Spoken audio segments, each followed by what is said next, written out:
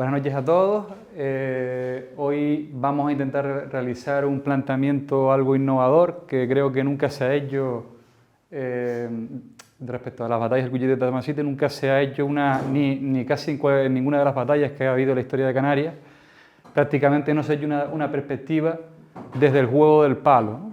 Entonces, vamos a intentar que de aquí hoy no salga nadie, o sea, que todo el mundo aprenda algo nuevo, yo también incluido, porque luego vamos a hablar y a compartir entre todos, ¿no?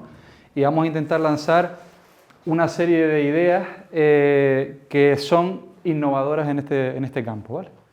Es el juego del palo, las batallas del Cuyete de Tamasites. Dale, bueno. Bien, está la programación, el contexto histórico y geopolítico. Vamos a hablar en qué contexto histórico y geopolítico fueron las batallas, datos históricos relevantes de ambos contendientes, datos clave de la batalla del Cuyillete, datos clave de la batalla del Tamasites, desarrollo de la batalla del Cuyillete, un secreto ancestral y seguiremos, qué es el juego del palo, etc. Dale, Moni. Y ahí hablaremos de la historia del juego del palo, etc. Este cuadro, para que lo sepan, es un cuadro muy curioso porque es un cuadro que hizo Juan Bautista Bolaños en el año 1787. Se cree que él fue el que hizo los retablos que hay hoy en la iglesia de Tuineje y que representan las batallas de Cuyete y Tamasites, ¿vale? Se cree que los hizo en 1780, 40 años después de las batallas. Las batallas fueron en 1740 y se cree que él lo hizo, además las pintó con datos clave de las batallas porque se cree que habló con los supervivientes de las batallas, gente que estuvo allí, etc. Entonces, son bastante fiables, es prácticamente, probablemente el documento más fiable que hay, aparte de escritos de Sánchez Umpierres, etc. Pero los retablos de Bolaños, que los vamos a ver a lo largo de la exposición, revelan muchas claves de lo que allí ocurrió y son bastante importantes. Curiosamente, fue gracias a los estudios de Derque Castellano, de Arenisca, etc., en el año 2019, cuando se logró relacionar a Bolaños con esos cuadros, y eso es algo que no se sabía hasta ahora, y es algo muy importante porque de ahí se pueden extraer mucha información relevante sobre lo que sucedió. Dale, Moni, para adelante. Bien, el contexto histórico y geopolítico de las batallas del Cuyete de Tamasites. Están dentro de un contexto geopolítico muy concreto, que fue la Guerra del Asiento. La Guerra del Asiento para los españoles y la Guerra de la Oreja de Jenkins para los ingleses. Fue una guerra que duró desde 1739 a 1748. Las batallas del Cuyete fueron en 1740. Enfrentaron al Imperio Español y al Imperio Británico. Fue una guerra sobre todo naval y fue por el control del comercio con las Américas, sobre todo, ¿vale? Una guerra librada sobre todo en los territorios de ultramar españoles y en Canarias, ¿vale? Entonces, sobre todo, era una guerra de asaltos navales a buques, asaltos a puertos, piratería, etc. Y curiosamente ahí tenemos una imagen, que es la imagen de... el nombre que le dieron los ingleses a la guerra fue la Guerra de la Oreja de Jenkins. ¿Por qué? Porque la excusa, porque siempre para todas las guerras tiene que haber una excusa, los ingleses querían entablar una guerra con España porque no estaban de acuerdo con el asiento que les daban para el comercio con las Américas, ¿no? Lo tenían tasado, solo podían comerciar determinadas materias, etc. Y ellos querían tener un comercio libre con las Américas. La excusa fue que un contrabandista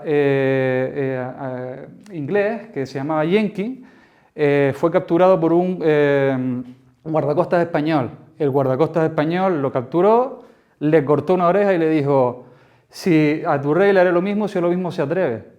Y entonces se fue con la oreja al Parlamento británico y les dijo: miren lo que me han hecho los españoles y han retado al rey, etc. Y con eso ya se cogieron la excusa y entablaron el conflicto. Se plantea el conflicto y entonces es una guerra en la realidad que los ingleses no querían librar en tierra porque ellos en tierra eran inferiores, siempre lo fueron a la infantería española. Ellos en lo que fueron buenos es en la piratería, eran unos piratas y muy buenos en el mar. Entonces la plantearon de ese modo y fue una guerra que al final la perdieron, ¿vale?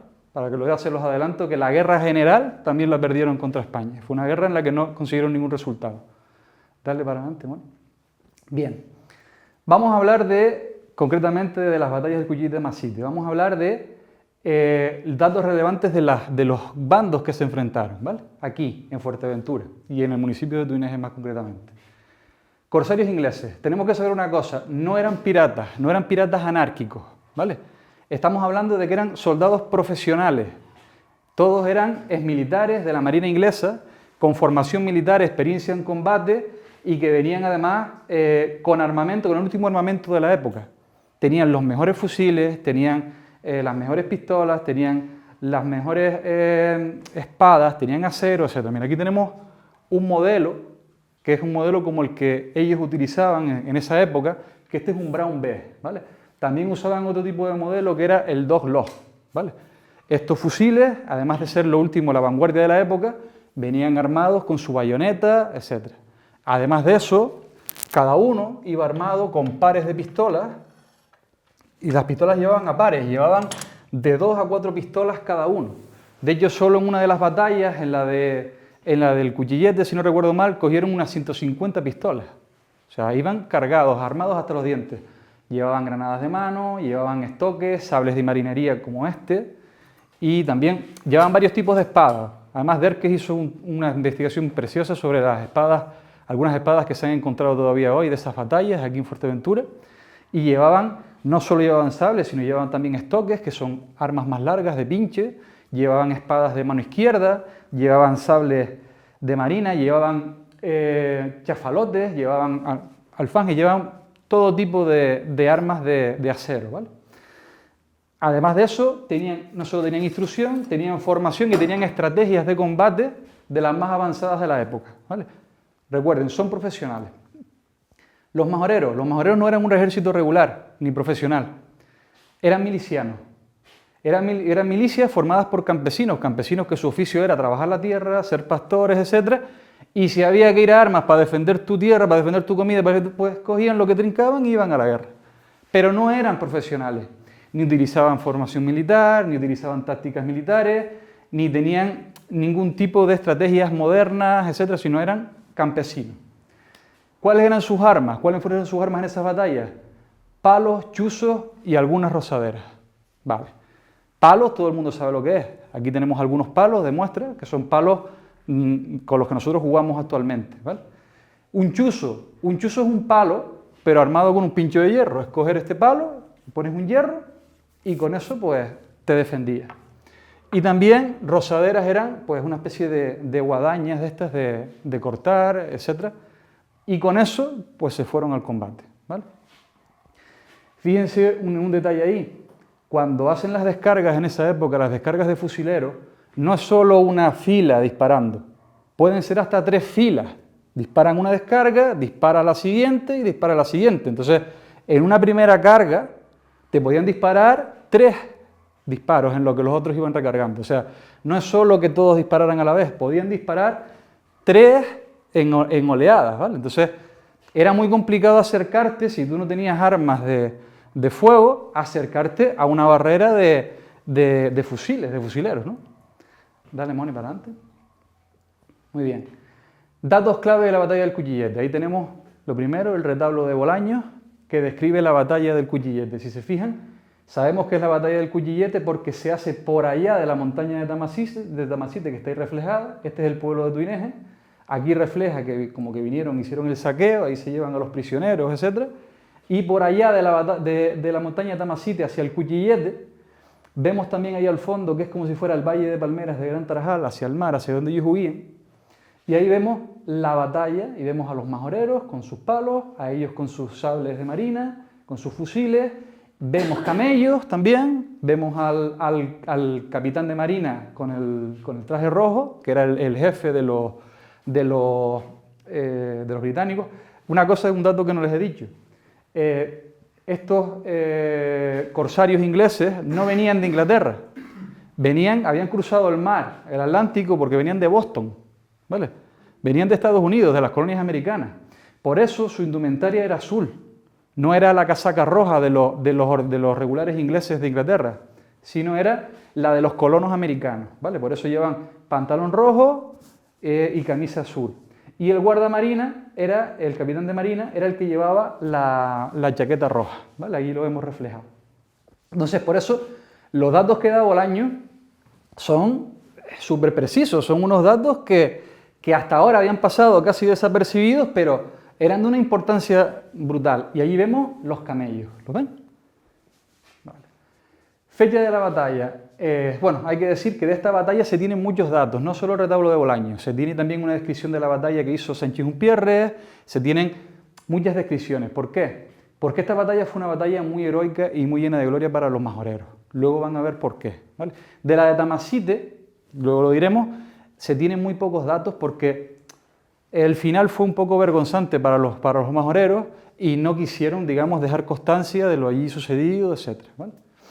Vale, la batalla tiene lugar el 13 de octubre de 1740. El lugar es en el Cuchillete, en una montañita redonda. Los corsarios llegaron en un barco que se llama el Vernon, ¿vale? Era una balandra de 14 cañones, dirigida por el capitán Willis. La tripulación era de 57 hombres más el capitán. Desembarcaron 50 hombres, comandados por un capitán de marina. Ninguno de ellos regresó al barco. 30 fallecidos en la batalla y 20 prisioneros. De entre los milicianos españoles, las cifras oscilan entre 30 y 40 hombres. Según los últimos estudios realizados por Arenisca, etcétera, y Derques, se cree que fueron de 6 a 7 fallecidos y unos 18 heridos, ¿vale? Todos los fallecidos, ojo, lo son por heridas de bala. Entre los heridos los hay generalmente por balazos y por algún alfanjazo. Alguno llevó algún corte, amputaciones de dedos, etcétera, pero fue algo muy residual. Prácticamente todos los fallecidos fueron por balazo y la mayoría de los heridos también. Eso es muy importante a la hora de entender qué ocurrió dentro de la batalla y la importancia del palo en la batalla. Y se usaron una recua de entre 40 y 50 dromedarios, ¿vale? Lo usaron como barricada móvil. Luego explicaremos por qué en el desarrollo de las batallas. ¿Vale, Moni? De la batalla de Tamasite, lo que les digo, apenas tenemos datos, ¿vale? Apenas tenemos datos porque fue vergonzante porque se masacró a los heridos, no se les respetó la vida. E incluso se llegó a desmembrar a los cuerpos. Se fue con mucha rabia, se fue con mucho genio y Sanchis-Umpierre no estaba allí, no estaban los mandos y no llegaron a tiempo para evitar que la masa, pues, exaltada, hiciera un desastre contra los ingleses. Entonces, no dejaron apenas rastro histórico de datos sobre la batalla. Tenemos cosas por ahí, pero son datos más, no tantos como la batalla anterior. Fue el 24 de noviembre de 1740, un poquito más de un mes después del anterior. El lugar fue en el Llano Florido, en la montaña de la guerra. Los corsarios ingleses venían en un barco un poco mayor que el anterior, la San Andrew. Era una corbeta, no sabemos el número de cañones exactamente. El capitán era Charles Davidson, la tripulación eran 80 hombres más el capitán. Desembarcaron 55 hombres comandados por el capitán y tampoco regresó ninguno al barco. 50 todos fallecidos en la batalla, ¿vale? Milicianos majoreros, se cree que entre 100 y 200 hombres, no se saben las cifras tampoco exactas, pero se ve que eran muchos más que en la anterior, porque ya estaban prevenidos, estaban preparados, tenían vigías en la costa y estaban vigilando si alguien venía, entonces sabían que iban a venir antes de que llegaran y ya estaban preparados. Según los últimos estudios realizados, aún así, hubo entre 6 y 7 fallecidos, ¿vale? Y unos 15 heridos. Todos los fallecidos lo son también por heridas de bala. Entre los heridos hay también balazos y algún alfanjazo con amputación, pero lo fuerte fueron las balas. Uso de los camellos. También yo interpreto, ¿vale? Esto es una interpretación mía, que también usaron los camellos. ¿Por qué? Porque Bolaños, ¿qué hace allí? Pone los camellos también y los pone delante. ¿Por qué Bolaños los pone? Le da más importancia aquí casi que en la anterior y los pone ahí. Si los camellos le fueron tan efectivos en la primera, ¿por qué no lo iban a utilizar en la segunda? Es que si no lo llegan a utilizar, el número de fallecidos hubiera sido muchísimo más grande, pero hubiera sido enorme, porque ¿qué haces con la carga de fusileros? Está claro que lo tuvieron que usar, por lo menos ese es mi planteamiento, tuvieron que usarlo, ¿vale? Entonces por eso yo lo pongo, entiendo que lo usaron. Bolaños lo dice y yo creo que tiene razón. También probable uso de armas inglesas arrebatadas de la batalla anterior, pues si tenían armas que las robaron en la batalla del Cuchillete, pues las utilizarían seguramente también contra los segundos que llegaron. Dale, Moni. Vale, desarrollo de las batallas. Como de la que tenemos datos es de la batalla del Cuchillete, vamos a hablar de qué pasó en la batalla del Cuchillete, ¿vale? Porque ahí tenemos muchísima información. Entonces, podemos saber con bastante precisión qué sucedió. Corsarios ingleses. ¿Con qué ventajas contaban los corsarios ingleses? Primero, superioridad numérica. Segundo, eran militares con experiencia en combate. Tercero, tenían un armamento más avanzado y capaz. Tenían pólvora y tenían acero. Tercero, tenían las tácticas de combate más avanzadas. Eran una potencia militar a nivel mundial. Tenían las últimas tácticas de combate las tenían ellos. Factor sorpresa y preparación anticipada. Ellos vinieron con alevosía, vinieron con nocturnidad. Sabían a lo que venían. Habían cruzado el mar armados hasta los dientes a venir a piratear. Estaban preparados. Y cogieron al pueblo por sorpresa. Los majoreros no se esperaban este ataque. Un relieve favorable a sus tácticas de combate. La batalla del Cuyillete se desarrolló en una pequeña atalaya, digamos una montaña redonda, que a los ingleses les venía muy bien. ¿Por qué? Porque ya lo decía Sun Tzu en el arte de la guerra hace ya casi 3.000 años, 2.500 años, si no recuerdo mal, que nunca se debe atacar hacia arriba. Porque por el mero hecho de la gravedad siempre vas a estar en desventaja. Siempre se carga hacia abajo. Entonces, los majoreros tuvieron que cargar hacia arriba. Y eso es algo muy importante. Además, le das ventaja a ellos para que vuelvan a recargar, etc. Entonces, eso es un factor que a ellos les debió haber otorgado mucha ventaja. Desventaja, desconocimiento del terreno, por eso se equivocaron y cogieron un barranco que no era, etc. Y desconocimiento de las tácticas de combate majoreros y de la mala leche también que tienen los majoreros. Eso fue un fallo. Milicianos majoreros, ventaja, conocimiento del terreno, conocían las tácticas inglesas, las conocían porque si no, no hubieran podido vencerlos. Por eso usaron los camellos. Uso de los camellos, un secreto ancestral. Ya entraremos ahí. Desventaja, inferioridad numérica, no tenían experiencia militar, eran campesinos, no tenían armas de fuego ni acero, armamento y tácticas rudimentarias o improvisadas, porque tuvieron que improvisar, y tuvieron que cargar cuesta arriba, lo que les estaba comentando antes. Vale, desarrollo de la batalla del Cuyillete, hitos históricos. Dale un poco para atrás, Mónica, un momento, perdón. Vale, si tuviéramos ahora una casa de apuestas, viendo todos estos datos antes de la batalla, ¿quién hubiera apostado por los majoreros? Nadie. Les pagarían por un euro que apostaron, les pagarían 100. Con estos datos, tú vas a la casa de apuestas y dices, ¿qué va? Nadie, los majoreros mueren. Bueno, ¿qué pasó? Vamos a darle para adelante. Desarrollo de las batallas del Cuyillete, hitos históricos. Aquí vamos a hacer un repaso de lo que sabemos que sucedió, ¿vale? Luego hablaremos de lo demás. Ambos grupos van caminando en paralelo hasta la altura del Cuyillete. Y un grupo de majoreros avanza y les corta el paso a los ingleses. Se ponen delante y no los dejan llegar a la costa, que es lo que ellos querían. Ellos querían llegar a la altura del barco para que el barco con los cañones los protegieran en cualquier ataque, etc. y poder subir y marcharse con el botín, los prisioneros y todo lo que tenían.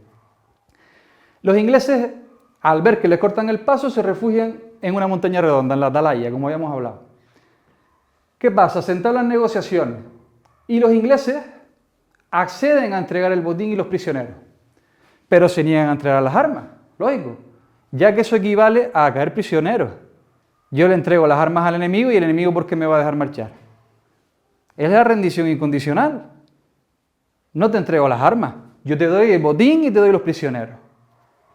¿Vale? Pues aquí hay algo que yo por lo menos a priori no logro entender.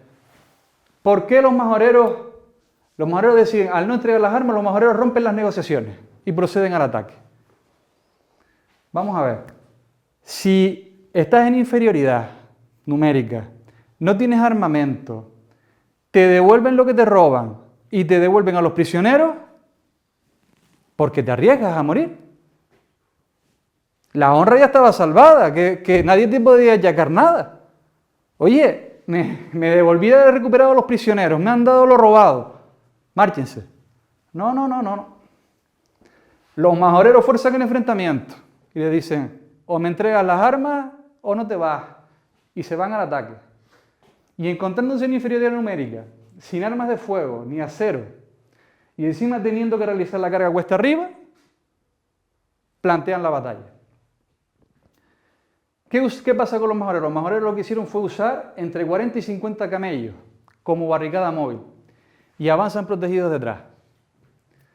Los ingleses en formación disparan sus fusiles y probablemente las granadas de mano que llevaban, las granadas de vidrio que tenían un granadero, para dispersar a los camellos, matando y hiriendo a muchos. Los camellos en su huida rompen la formación de cuadros ingleses y estos se dispersan. ¿Y qué? ¿Ya ganamos? Porque aquí la gente siempre dice, ah, la batalla de Cuyet de Masite, los camellos. Oye, sí, te has salvado del primer tiro. Pero recordemos que estos señores llevaban pistolas a pares, llevaban bayonetas con fusiles de casi 2 metros, llevaban sables. Y tú estás en inferioridad numérica. Entonces ya lanzas a los camellos y ya ganas. No. Ahí empieza el combate cuerpo a cuerpo. Y en el combate cuerpo a cuerpo, ¿qué ocurre? Que los ingleses usan sus pistolas a pares y eso es lo que causa las bajas de los majoreros. En las pistolas, aquí cuando te acercas a quemarropa, ahí es donde causa las bajas. Y luego empieza el combate con bayonetas, armas blancas, etc. Y los majoreros con sus palos, chuzos y rozaderas. ¿Qué ocurre? La historia nos dice que los majoreros se imponen en la esgrima y vencen a los ingleses. Muy bien. Entonces, yo les pregunto, con los datos que teníamos antes de enfrentarnos, porque sabiendo el resultado, bueno, aún así murieron 7 y un montón de heridos, que hubo padres de familia que no llegaron a sus casas, que no es tan sencillo como decir ganamos y ya está, es que se la jugaron, se jugaron la vida. Cuando que, en mi opinión, la honra estaba ya ganada con el botín y con los prisioneros. No, ellos, ustedes de aquí no se van, así de rositas no se van ahí. Entonces, ¿por qué fuerzan el combate? Porque es lo que les digo, los camellos pueden protegerte de la primera descarga, pero luego hay que vencer a un enemigo superior en número y mejor armado que tú, y con experiencia en combate, porque eran todos profesionales. Entonces, ¿por qué correr tantos riesgos? ¿Por qué estaban ellos tan seguros de su victoria? ¿Por qué ellos estaban tan seguros de que si con los camellos salvaban la salva de fusiles, la victoria estaba asegurada? ¿Qué sabían ellos que no sabíamos nosotros? ¿Qué as tenían ellos bajo la manga? ¿Cuál era el secreto que guardaban? Dale, man. El secreto que guardaban es un secreto ancestral. Es una esgrima superior. ¿Qué sucedió realmente? Pues que tanto los ingleses, lo mismo que los que se encuentran los ingleses, se lo han encontrado todos los invasores que a lo largo de la historia han llegado hasta las islas. Invasores, piratas, etc. ¿Qué se han encontrado? Pues un pueblo indomable y orgulloso, con mucho arrojo, y que guardaba en secreto una esgrima técnicamente superior y muy depurada tras siglos y siglos de conflicto. Se toparon frente a frente con el palo canario. Así es, la habilidad de los canarios en el uso del palo es la clave, fue lo determinante en la batalla. Sí, los camellos te salvan del primer tiro, pero ¿después qué? ¿Cómo vences? Y eso no es tan fácil, no es coger un palo e ir ahí. No, hay que saber manejarlo. Entonces, los datos lo demuestran, todos los fallecidos y heridos majoreros lo son por arma de fuego, no lo son por alfanjes, no lo son por bayonetas, no lo son por cuchillo, no, lo son por los disparos de las pistolas antes de llegar al cuerpo a cuerpo. Pero en la esgrima la superioridad fue aplastante, estaban en inferioridad de número. Sin embargo, los arrasaron. Entonces, dale, Moni, dale para adelante. Fíjense la nota de Cuyén. Ahí vienen los datos de los heridos en una de las batallas. Si se fijan, el alférez Manuel Cabrera, 3 balazos y un alfanjazo. Lázaro Rodríguez Las Casitas, 4 balazos. Francisco Cabrera de Pájara, 1 balazo en la muñeca. Francisco Silvera, 1 balazo en el brazo. Silvera de Corral Blanco, 2 balazos en el cuello. En el hueco del cuerpo, perdón. Marcos, el de Tuneje, 1 balazo sobre el empeine, murió este. Y así, todos, alguna amputación de dedos, pero en lo que es la esgrima, la superioridad fue aplastante. Dale, Moni. Entonces, esto era el secreto que guardaban ellos. Eso era lo que les daba a ellos esa seguridad y esa confianza de decir, Ah, yo le mando los camellos, le disparan a los camellos y luego son nuestros, aunque seamos menos. Esos tíos estaban muy confiados. Tenían que estar muy seguros de sí mismos para poder hacer lo que hicieron. Yo hoy en día, por mucho que lleve jugando al palo, digo, oh, chacho, que estos tíos están armados hasta los dientes y me pueden clavar o me pueden pegar un tiro. ¿Por qué ellos lo hicieron? Pues porque tenemos que entender que esta gente no son personas como las de ahora. Estas personas eran de otra pasta. Eran gente ruda, eran gente dura, criada de cualquier manera. Y era gente que estaba preparada. ¿Por qué? Porque en Canarias los desafíos, los lances de honor, eran muy, muy comunes. Y aquí en Canarias todos los lances de honor se hacían a palo. En toda la historia de Canarias, aquí, igual que en la península o en Europa, se hacían con espadas, se hacían con pistolas, etc. En Canarias los lances de honor se hacían a palos.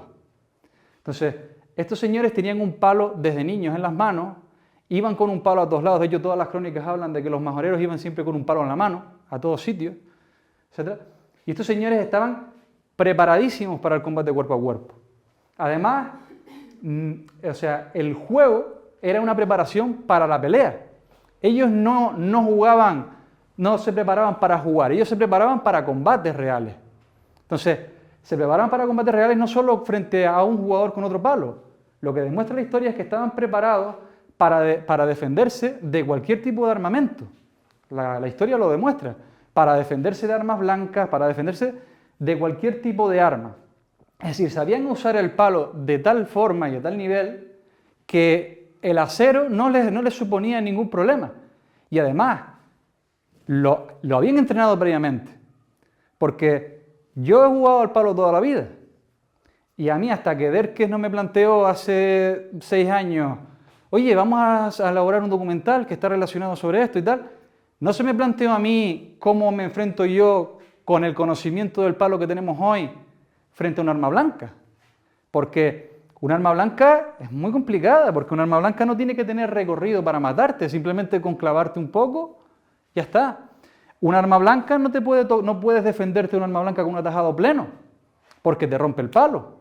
Entonces, tuve que hacer una recopilación de las técnicas que tenemos hoy en día de palo canario y que sirven y que se pueden adaptar a la lucha con armas blancas. Entonces, esa gente estaba preparada para eso, lo había entrenado, porque tú sin saber no puedes ir con esa seguridad a un combate de estos y ganar, y además salir. Puedes ser un ignorante, ir y morir, pero es que ganaron. Oye, es que esta gente estaba preparada y estaba muy segura de sí misma. Entonces, a raíz de ahí hice unos trabajos de recopilación de técnicas de ataque y defensa de los estilos de palo majoreros, ¿vale? Y eso lo quiero publicar algún día. A raíz de ahí hemos empezado a entrenarlo en los entrenamientos aquí en Fuerteventura y a ponerlo en práctica también. Hemos cogido sables, hemos cogido armas, etc. Y hemos vuelto a practicar esas técnicas que estaban ahí, que nuestros maestros nos habían hablado de ellas, pero no las habíamos puesto en práctica nunca. Entonces, es una riqueza del palo que no debemos olvidar porque formaba parte de esto. ¿Vale? Dale para adelante, mono. Entonces, a raíz de aquí, de entender lo que fue el palo en las batallas, vamos a explicarles lo que es el juego del palo. Entonces, ¿qué es el juego del palo? El juego del palo es una esgrima, ¿vale? No es un juego, es una esgrima. Así se llama juego, ¿vale? Es una esgrima con palo. ¿Qué pasa? Que nosotros lo practicamos de una manera lúdica, porque no vamos a ir a pegarnos palos. Pero es un entrenamiento, es una forma de obtener una habilidad y unos recursos y unos conocimientos y una destreza con el palo para luego tú poder atacar o defenderte, ¿vale? Entonces, ¿cuál es el objetivo? Pues el objetivo es marcar y no ser marcado. Todos los palos, todas nuestras técnicas, todo van lanzadas a puntos vitales del cuerpo. O sea, no se lanza un palo por lanzar, los palos van a puntos vitales del cuerpo. Y además tienen que tener el recorrido, tienen que tener una trayectoria suficiente como para poder tirar a un hombre al suelo. Porque si no, no se tira un palo, ¿vale? Entonces, todo lo que va en el palo va relacionado con un fin bélico. Es un juego, pero que te prepara para la parte bélica. Entonces, hoy en día se reconoce que es una actividad física, pero no es un deporte. ¿Por qué? Porque no hay una competición con un resultado computable, pero es una actividad física además bastante exigente cuando lo haces a un nivel considerable. Es un arte realístico. Nosotros no solo aprendes una esgrima, sino aprendes un conjunto de principios y de valores culturales y de historia que va más allá de lo que es el juego. Valores como el respeto, la honorabilidad, el compañerismo, etcétera, eso va a misa. O sea, tú cuando transmites el palo, tú no solo transmites técnicas de palo sueltas, tú transmites un acervo cultural completo. Tienes que transmitir la historia del juego, porque la historia del juego va reflejada en el... No puedes entender el juego sin su historia, ¿vale? Además transmites cómo se hace un palo, qué maderas son las buenas, de qué forma se hace. De hecho, lo hacemos igual que hace 500 años, los palos de hoy. Igual. La misma forma de corte, la misma curación, el mismo endurecimiento, todo es igual, ¿vale? ¿Por quién es transmitido? Es transmitido por los maestros tradicionales. Los maestros tradicionales transmiten este patrimonio porque son sus portadores. Esto no es como una espada que yo te puedo transmitir este legado material, toma, y ya está, y se conserva. No, no, no.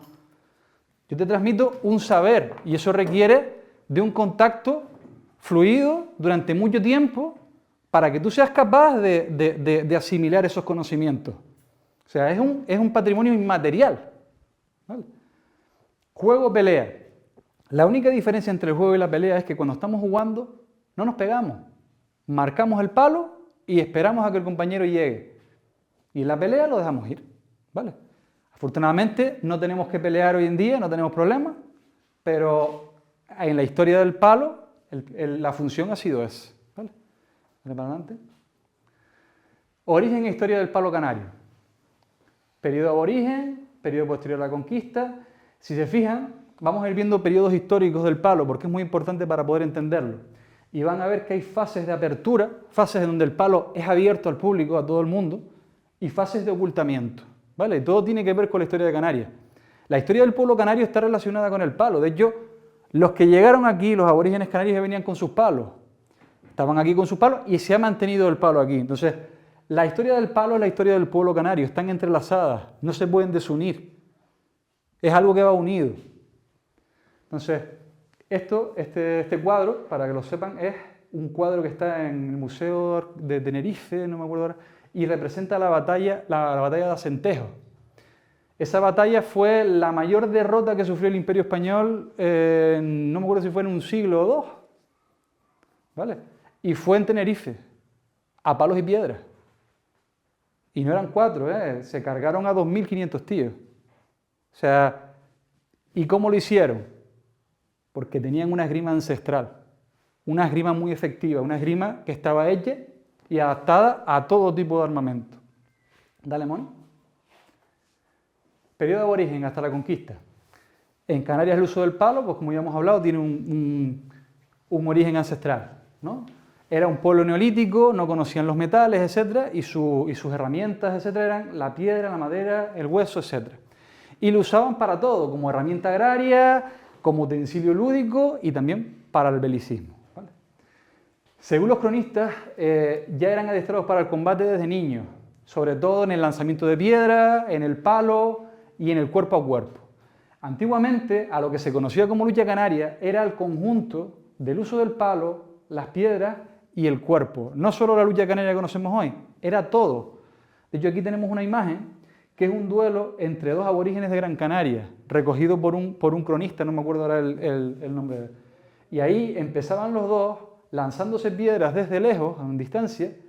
Cuando terminaban de lanzarse las piedras, bajaban al terreno, se peleaban con palos y si en el palo llegaban a agarrarse, pues quedaban luchando, ¿vale? Pero eso era el conjunto de la lucha canaria, el palo, las piedras y el cuerpo. Con el tiempo se fueron separando esos saberes, aunque la lucha canaria siempre ha estado muy relacionada con el palo. De hecho, los primeros grandes jugadores eran también grandes jugadores de palo. ¿Por qué? Porque al final era el mundo aborigen y se había transmitido por familias y estaba todo junto. Los palos de diferentes tamaños y grosores se endurecían a fuego, se les sacaba punta y con esas puntas pues atravesaban las armaduras, incluso de los castellanos, etc. Y se usaban tanto para lanzar como para golpear, ¿vale? fue el arma protagonista durante las guerras de conquista y de hecho a Canarias tardaron casi un siglo en conquistarla. Tardaron más tiempo los europeos en conquistar, la corona de Castilla, en conquistar Canarias que en conquistar prácticamente toda América. Más tiempo en conquistar Canarias que en conquistar toda América. ¿Por qué? ¿Por qué? Porque hubo una fuerte resistencia local. Hubo mucha resistencia local, sobre todo en las islas más pobladas, porque Fuerteventura, Lanzarote, El Hierro eran poblaciones más reducidas, estaban muy diezmadas por enfermedades, por ataques piráticos, etc. Pero en las islas donde había población, ahí les costó sudor y gloria. ¿Cuántas envíos de tropas hicieron y llegaban a la playa y no podían con ellos? No podían con ellos. De hecho, en Gran Canaria tuvieron que arrasar toda la isla a incendios para poder acabar con los aborígenes. No podían con ellos. No podían con ellos en el cuerpo a cuerpo. Y era porque eran unos guerreros extraordinarios. Pero como hablan de los espartanos y tal, pero estos agüitas, estos iban descalzos, trepaban por donde fuera, eran tremendos, tremendos. Solo hay que leer las historias que cuentan sobre ellos. Cuando los llevaban a Castilla, a la corona de Castilla, los ponían allí, les tiraban quietos, parados, disparaban flechas con ballestas, con tal, y no les tocaban el cuerpo. Las hurtaban y eran tremendos. O sea, de hecho les tenían un respeto impresionante como guerreros y como luchadores también. Hubo un luchador, un guerrero que se llamaba Dargoma, que decía que llegó también a la corona a Granada. Lo llevaron a Granada y estaban allí los reyes católicos. Y él les decía, lo llevaban a desafiar a los hombres más grandes del reino, y el tío cogía y decía, vale, vamos a beber. Le daban una copa de agua y le decía al otro, venga, derrámame la copa. Y el tío se bebía la copa sin que el otro pudiera ni siquiera derramarle una gota, intentando tirarlo. O sea, para que ustedes vean la destreza que tenían en el combate cuerpo a cuerpo, era algo exagerado. Dale para adelante, ¿no? Aquí tenemos los palos que usaban para los combates, ¿no? Tenemos diferentes tipos de palos, con puntas, también con partes romas, etc. Y tenían diferentes tipos de nombres, según el uso que le dieran, la isla, etc. Esos palos pues, son muy parecidos a lo que usamos nosotros hoy en día. ¿Qué pasa? Que nosotros para jugar, nosotros no le sacamos punta, nosotros le quitamos la punta para no hacer daño entre nosotros si nos tocamos o nos cortamos o lo que sea. Pero cuando se iba a pelear, hasta hace poco, se le sacaba punta a los palos, igual que hacían ellos, igual. El método de fabricación de los palos es el mismo que ellos usaban. Se corta el palo en cuarto menguante, se deja secar un poco, luego se endurecen a fuego, se les quita la cáscara y se curan con grasa de animal, ¿vale? Con sebo. Hoy en día se hace igual. Se nos ha llegado, el saber y el conocimiento nos ha llegado igual, de boca a boca, a día de hoy. Igual, no hay ninguna diferencia, es la misma. Ellos también tenían partes romas para que fuera el golpe más fuerte y más preciso. Nosotros también en algunos palos, sobre todo de pelea, dejamos las partes más romas para que tengan más fuerza también en el golpe, pero es prácticamente lo mismo. Y estamos hablando de hace 500 años, 200 años, para que ustedes vean el valor que tiene el saber que ha llegado hasta el día de hoy, hasta el siglo XXI. Tiene un mérito que eso ya se haya conservado hasta el día de hoy, tremendo. Dale, mono. Recuerden, aquello era una etapa abierta. Los aborígenes practicaban el palo de una forma abierta, pública, no lo escondían, ¿vale? ¿Qué sucedió tras la conquista? Pues tras la conquista se considera que es un periodo oscuro de datos. ¿Por qué? Porque hubo una represión contra todo lo aborigen, ¿vale? Se habían pegado un siglo para conquistar Canarias. Tenían pánico de que aquí hubiera una rebelión. Entonces, se prohibió la práctica del palo en público. Se llegó a prohibir incluso portar palos en las ciudades. No podías ir con palos a las ciudades, etc. Entonces, ¿qué sucedió? Pues hubo un periodo de ocultamiento del palo. El palo sale de lo público y se va a la vida privada. ¿A qué? ¿A dónde? A los reductos familiares, a las zonas rurales, en el campo, donde nadie te ve. Entonces, se transmitían en las casas. Los padres se lo enseñaban a los hijos, al vecino, al muy allegado, algo muy callado, este es nuestro secreto. Solo les enseñaba ese saber porque era su forma, su medio de defensa, porque nadie te iba a venir a defender. De hecho, no habían prácticamente todas las riñas pues eran privadas, no había prácticamente Estado. Entonces, ellos tenían que autoprotegerse, ¿no? Entonces, ese era su secreto. Su secreto era el palo. Pero sabemos que el palo se mantuvo. ¿Por qué sabemos que el palo se mantuvo? Porque hay múltiples crónicas de las controversias, sobre todo y lances de honor. Porque eso no se ocultaba. Los duelos se seguían haciendo a palo. Y eso se transmitía en las crónicas. Ahí podría leerles muchísimas crónicas preciosas para que entiendan cómo era la rudeza y el uso del palo en la época.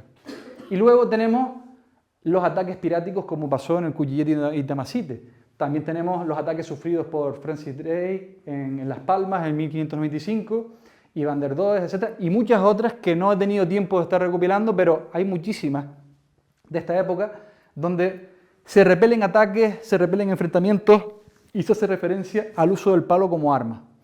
¿Vale? Continuamos. Segunda mitad del siglo XIX. Las cosas se relajan, ya han pasado varios siglos desde la conquista, entonces ya no tienen miedo de un alzamiento y la gente empieza a dejarse ver con el palo y con el juego, ¿no? Entonces, ahí destaca a mediados del siglo XIX los jugadores, la extraordinaria calidad de los jugadores majoreros. Jugadores majoreros que aparecieron en la batalla del Cuyilleti de Masite.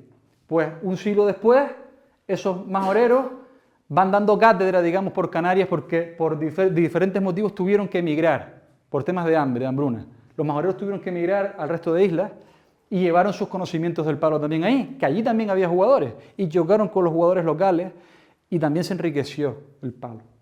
Entonces, habían juego del palo en todas las islas, en Canarias y tal, y siguen habiendo muchos lances de honor en sobre todo los bailes de taifa. Además, en los bailes siempre el hombre de respeto tenía que llevar un palo. Siempre. El hombre que cuidaba de quién entraba al baile y quién no, en los salones, etc., siempre llevaba un palo. Y era un jugador de palo afamado para que la gente le tuviera respeto. Entonces, eso se sigue manteniendo. ¿Qué ocurrió? Aquí ocurrió algo muy curioso. Pedro Pestano, que fue un respetado jugador majorero, llega a San Andrés, a Tenerife. Y en San Andrés él empieza a impartir el palo libremente en San Andrés y enseña a José Morales, quien junto a su hermano Nicolás fundaron la primera escuela pública de palo que ha habido en la historia que se conozca, ¿vale? Supongo que los aborígenes también lo harían público, pero la primera escuela pública de palo canario fue en San Andrés, a finales del siglo XIX. Luego, a principios del XX, hay un gran auge público del palo canario, están todas las islas, destacan diferentes jugadores como Francisco Morales, Tomás Denis, Eugenio Díaz, La Verga y Polo Acosta. Aquí tenemos un cuadro generacional de cómo se transmitió el palo a través de Pedro Pestana en Tenerife, ¿vale? A través de un jugador majorero. A su vez, Tomás Denis, aunque ahí pone que aprendió en Tenerife, Tomás Denis era nieto de majorero también. Y su abuelo era un gran jugador de palo aquí en Fuerteventura, en el norte. Y era famoso por el tema de regir los camellos, ¿vale? O sea, y los regía con el palo. Entonces tenía mucha fama en la isla. Cuando había un problema con un camello lo llamaban a él. Y él con la vara traía el camello al suelo, ¿vale? Y el nieto llegó a Tenerife. Y allí se juntó con los de la escuela de San Andrés. Y allí se fusionó más todavía los estilos de Tenerife con los estilos majoreros, ¿vale? Y eso dio lugar a lo que es el estilo Denis, que es un estilo entre los estilos de Tenerife y los majoreros, ¿vale? Es un estilo propio prácticamente de las dos islas. Dale para adelante, Moni. Vale, otra fase de ocultamiento. Llega el franquismo. Termina la guerra civil, llega el franquismo y hay otra represión de las libertades y de toda manifestación autóctona que pudiera haber, ¿vale? Y entonces hay una nueva desaparición pública del juego del palo. Se vuelve a hacer una práctica furtiva, oculta, en entornos familiares, en entornos rurales sobre todo, sale de las ciudades y se vuelve muy, muy cerrado. Pero continúan los lances de honor y desafíos en las fiestas, etc. Y sobre todo es la época de los desafíos a la luz de la luna. Como estaba prohibido, normalmente quedaban las noches, cuando habían desafíos, quedaban las noches de luna llena y a la luz de la luna al día siguiente aparecía algún muerto normalmente y eran muertos en desafíos de palo normalmente. Eso viene de esta época de ocultamiento. También lo que sí se hacía en público, sobre todo aquí en Fuerteventura, era el tema de la retreta de los pastores, porque eso era un juego simplemente. Pero ocultaba un saber que había detrás, que era el dominio del palo, que también lo sabían, pero solo manifestaban la retreta. De hecho, hay una anécdota muy curiosa. Estamos en el franquismo, pues a finales del franquismo, ya y principios de la democracia, quien rescató la lata majorera fue Tito Martínez. Curiosamente, algunos lo conocen, ¿vale?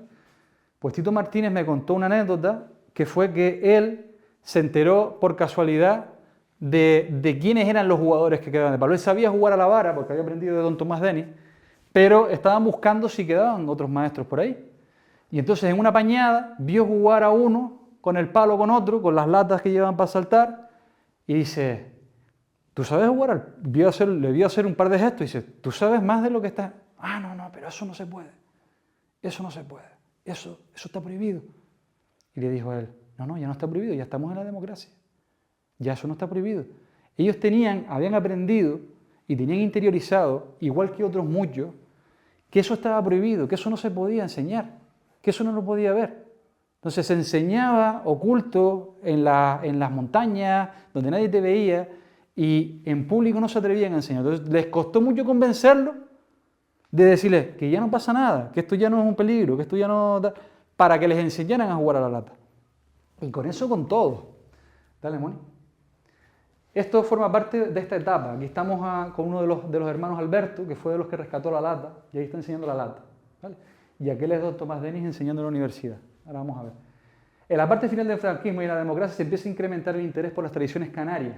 Y fruto de esta inquietud, un grupo de universitarios lograron convencer a don Tomás Denis para que reanudara el magisterio. Entonces don Tomás Denis empezó a dar clases en la universidad. Y empezaron a formarse escuelas, y ahí se forman las escuelas de Fuerteventura, este es don Tomás Denis. Entonces, convencieron a don Tomás de que él tenía que seguir enseñando ese legado, los universitarios, se dieron cuenta de eso. Y una vez que don Tomás empezaron a aflorar otras familias que conocían y sabían jugar, y empezaron a surgir diferentes estilos. Y se dieron cuenta de que ya no jugaban igual. Cada familia había mantenido el palo a su manera. De hecho, hay una variedad de estilos, de formas de usar el palo para un mismo fin, totalmente diferentes, ¿vale? Y que no son iguales.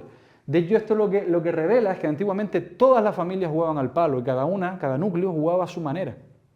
Jugaba a su manera, es decir, tenía su propio tipo de esgrima, ¿vale? Tenían una esgrima diferenciada. De hecho, nosotros hoy en día tenemos esgrimas diferenciadas dentro del palo. Muchísimas esgrimas. Entonces, a raíz de ahí que empiezan a salir, se empiezan a hacer asociaciones, se hace una asociación, la JUPAL, y a raíz de ahí se crea la Federación de Juego del Palo, que actualmente hay una Federación de Juego del Palo. Ahí se crean clubes escuelas, ahí se establecen cuáles son las modalidades y estilos de palo que hay, y ahí se nombran a maestros, entrenadores y monitores. ¿Dale, Moni? Actualmente tenemos modalidades y estilos tradicionales contemporáneos de palo, tenemos en la modalidad de palo grande, tenemos dos. La lata majorera de Fuerteventura y el garrote Gran Canario. O sea, se juega con un palo de estas dimensiones, ¿vale? Entonces el agarre tiene que ser un agarre central, ¿vale? Un agarre más central. Luego la modalidad de palo medio, en palos como este, que es la vara, hay pues 7 estilos, ¿sí? El Denis en Tenerife y Fuerteventura, el Morales en Tenerife, el Acosta, el Berga, el Conejero, el Quintero Zamora, que está casi desaparecido, el Hernández Medina y Graciano, que también quedan muy pocos jugadores, ¿vale? Modalidades de palo corto, ¿vale? La modalidad de palo corto, porque como el palo canario iba con el pueblo canario a todos los lugares, se rescató normalmente, se conserva en Cuba y en Venezuela, donde más iban los canarios, ¿vale? Entonces ahí se conservan unas modalidades de palo corto muy completas y muy interesantes y proceden de inmigrantes canarios que fueron allá. Y en Tenerife está Eduardo Lamas Alayón, que no está reconocido este estilo de palo corto, juega con un palo corto, ahí vemos al señor que ya falleció, ¿vale? Incluso juega con 2 palos, porque él en realidad, para que se te considere un estilo como tradicional, tienes que acreditar que tiene una trayectoria de más de 100 años de transmisión, ¿vale? De maestros a discípulos y tal. Él no puede acreditar esa trayectoria en el palo corto, ¿por qué? Porque él en realidad de un señor aprendió a jugar al palo medio, y de otro señor, de su abuelo, aprendió a jugar al juego de la mano. Juego de la mano, para quien no lo sepa, era una especie de arte marcial también que había en Canarias, que era como la parte previa al agarre de la lucha, ¿vale? Y en el que existían los golpeos, y que se conserva sobre todo en Tenerife. Juego de la mano se dan golpes de canto, etcétera, y ahí se parece al aikido y a estas artes así, pues es muy parecido. Entonces, él adaptó lo que sabía de juego de la mano al palo corto. Entonces, él juega un palo corto muy peculiar, que es el palo corto suyo. Nosotros sabemos jugar aquí en Fuerteventura al palo corto, pero nosotros sabemos jugar al venezolano, ¿vale? Porque maestros de aquí fueron a Venezuela y aprendieron y lo han transmitido aquí, ¿vale? El palo corto venezolano. De este palo hay que decir que probablemente en las batallas el que se usara es el grande y el medio. El palo corto no tenía sentido usarlo frente a armas que son prácticamente de tu tamaño, más grandes, no tenía sentido. Este palo normalmente se usaba en las fiestas y se usaba porque era un palo escondido, era un palo de venganza, era un palo que se utilizaba escondido en la chaqueta, se llevaba en la manga y que se sacaba en el último momento. De hecho, las técnicas de palo corto, se empieza la guardia con el palo escondido aquí.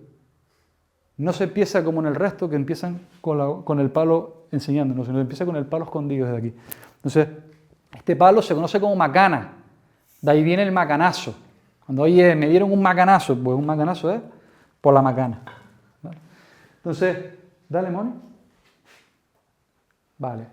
El palo canario en las batallas de Cuyiti y Tamasite. Conclusiones. Vamos a ver las conclusiones. Las mías, ¿eh? Cada uno puede tener sus propias conclusiones. El juego del palo ha sido el arma por excelencia del pueblo canario a lo largo de toda su historia y no puede interpretarse correctamente la misma sin tenerlo presente. En lo que respecta a la batalla del Cuyiti y Tamasite, es indudable que el palo canario fue la clave de la victoria. No los camellos, por lo que los expliqué. O sea, los camellos te salvan de un tiro, pero no te salvan de lo demás. No has ganado. Para poder vencer, tenías que superarlos en la esgrima, tenías que derribar a esos hombres, ¿vale? Entonces, para mí, la clave es esta esgrima, curiosamente pagana, ancestral y superior a los que los jugadores de palo majoreros portaban en su acervo y que fue determinante para decidir el combate cuerpo a cuerpo en estas gloriosas contiendas. Desgraciadamente, al palo canario nunca se le ha dado ni reconocido su relevancia e importancia en la historia de Canarias.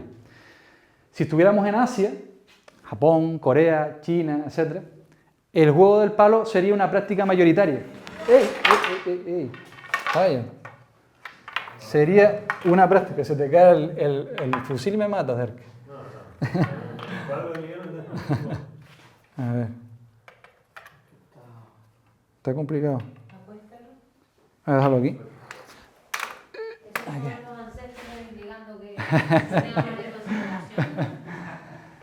Si estuviéramos en Asia, el palo canario sería una práctica mayoritaria, socialmente reconocida, y sus maestros serían venerados, como hoy serían los futbolistas aquí en la sociedad de hoy en día. Sin embargo, en las Canarias de hoy, el palo supone una práctica en declive y en vías de desaparición. ¿Por qué está en vías de desaparición? Porque no hay apenas gente joven que quiera aprenderlo. Y si nosotros no logramos transmitir nuestros conocimientos a la siguiente generación, el palo desaparecerá. Podremos escribir libros, podremos hacer artículos y todo lo que quieras, pero el palo, si no transmitimos el conocimiento de persona a persona, desaparecerá. Entonces, está en vías de desaparición, se encuentra casi completamente olvidado por su pueblo, que raramente es capaz de reconocerlo. Muy poca gente ve jugar a los jugadores de palo y sabe que están jugando al palo. Muy poca gente. Entonces, eso es grave.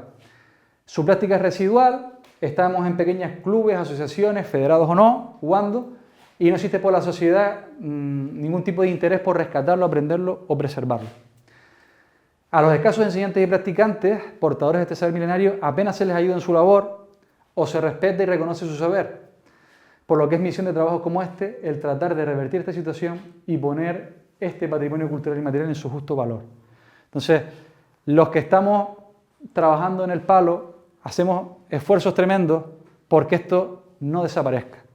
Pero esto no es una labor de cuatro locos, esto tiene que ser una labor social y que la gente muestre interés. No quiere decir que tenga que ser un deporte de masas ni una actividad de masas, no se pretende eso, pero que por lo menos no corra riesgo de desaparecer. Entonces, para eso hace falta interés, hace falta participación y hace falta ayuda. Dale, Moni. Y sin más, ruegos y preguntas y...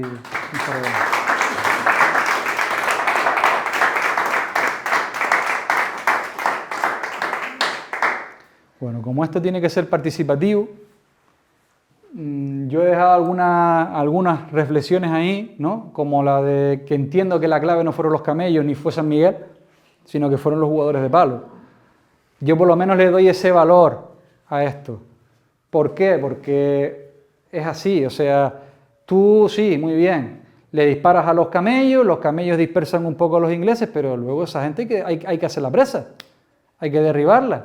Eran gente con experiencia en combate, armados hasta los dientes. ¿Quién ganó? Los jugadores de palo. Yo por lo menos lo tengo claro. Habrá quien lo debata o quien no, pero ese es mi punto de vista. Y no se le ha dado nunca esa relevancia al palo en la historia de Canarias. Todas, por desgracia, todas las sociedades, la humanidad es guerrera, de por sí tiene enfrentamientos, etc.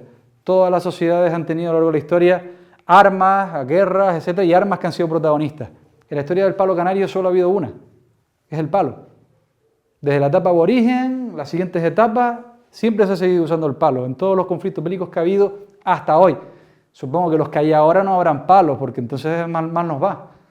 Esperemos que no haya ninguna más. Pero el arma beligerante por excelencia en Canarias ha sido el palo. No solo en la guerra, sino también en los duelos, en los lances de honor, etc. Hoy en día, afortunadamente, lo practicamos como un juego, pero que no te deja de preparar para lo que pueda venir, como decían los grandes maestros. Tú coges el mandoble. Digo, no me voy a mover mucho porque no vaya que me cargue media. No sé. Yo no puedo tirarle un palo a ella directo así, porque ella me va a romper el palo. Entonces yo tengo que esperar a que ella me ataque. Ella va a atacarme y entonces cuando me ataque yo no me puedo bloquear así, porque si bloqueo así, ¿qué pasa? Que pierdo el palo. Pierdo el palo, estoy perdido. Entonces, cuando ella me va a atacar, para yo poder jugar o poder enfrentarme correctamente entre ellas, yo tengo que vaciar o que desviar. Tira un stop. Yo me tengo que venir aquí, por ejemplo. La dejo en un vacío y me voy a la mano que tiene cubierta. ¿Para qué? Porque no me voy a la otra, para que no me agarre el palo con la mano. Entonces, son muchos conceptos, muchas cosas, no es esto solo, es mucho más amplio, que tienes que enseñarle al alumno, para que no se pierda también esa riqueza que tenía el palo, ese conocimiento de siglos que tenía el palo. De defensa personal, claro. Claro, de defensa personal. No sé si hay alguna intervención más. Bueno, y un desvío, vamos a hacer un desvío para que entiendan el concepto. Eso fue un vacío, ¿vale? Un desvío, hay una pinchada. Esto es un desvío. Va en una trayectoria, yo lo desvío hacia la otra, y aquí ya me queda libre para entrar o para hacer cualquier cosa, ¿vale? Entonces, esos conceptos hay que entrenarlos mucho para tú poder aplicarlos frente a un arma blanca.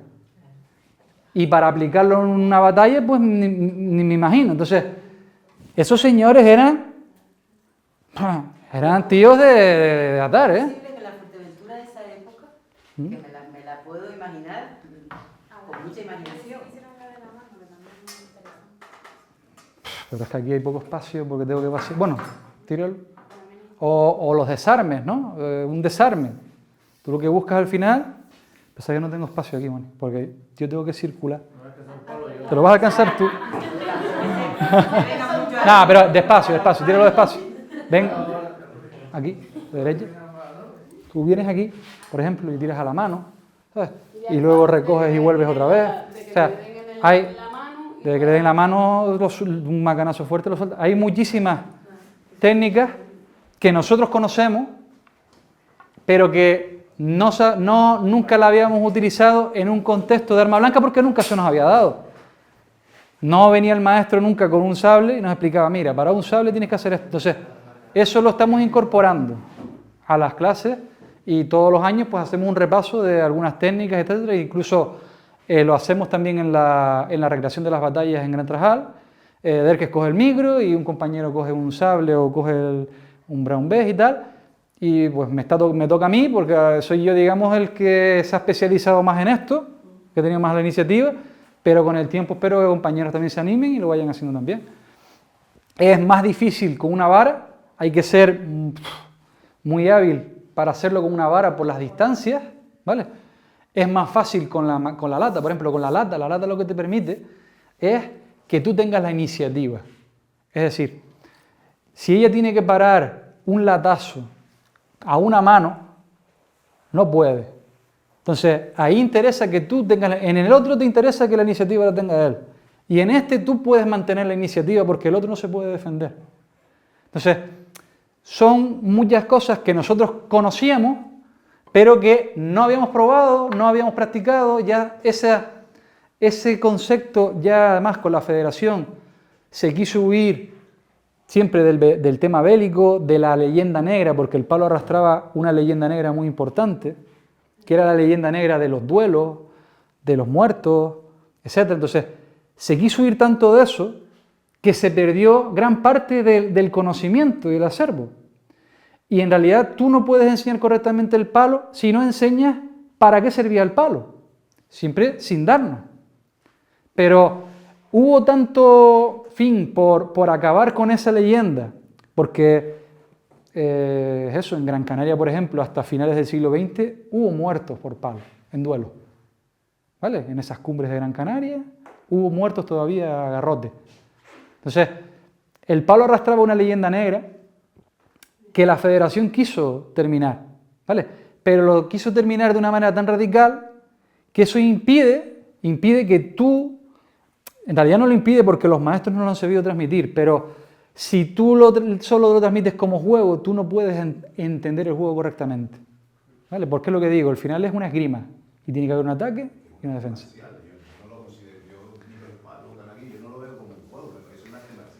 Pero es que antes la esgrima se consideraba jugar las armas. Antiguamente el concepto de juego no era el que tenemos ahora. El concepto de juego, por eso viene juego y no lucha ni tal, de la historia, es muy bueno jugando las armas.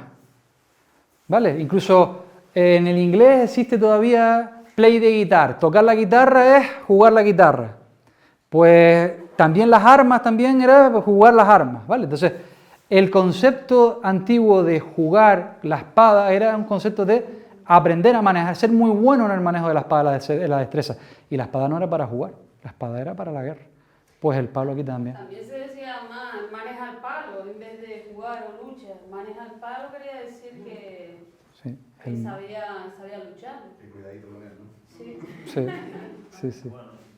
Sí. Bueno, ¿alguna más? No. Gracias a todos por venir.